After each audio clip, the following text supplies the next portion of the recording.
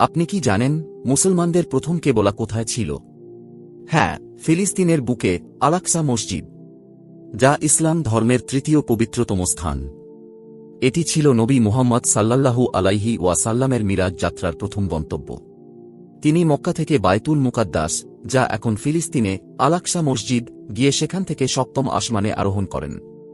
এই ভূমিতে পা রেখেছেন বহু নবী, ইব্রাহিম আলাইহিসসালাম, মুসা আলাইহিসসালাম, ঈসা আলাইহিসসালাম সহ অনেকেই।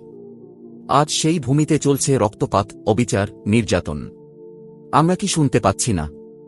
শিশুর আহাজারি, মায়ের আর্তনাদ। ইসলাম বলে, যে জুলুমের বিরুদ্ধে দাঁড়ায় না সে জালিমের সহযোগী। আসুন আমরা সবাই অন্তত দোয়ায় হলেও ফিলিস্তিনের পাশে দাঁড়াই। কারণ ফিলিস্তিনের প্রতিটি কান্না, প্রতিটি রক্তবিন্দু আমাদের ঈমানের পরীক্ষা। বার্তাটি বেশি বেশি করে প্রচার করার অনুরোধ রইল।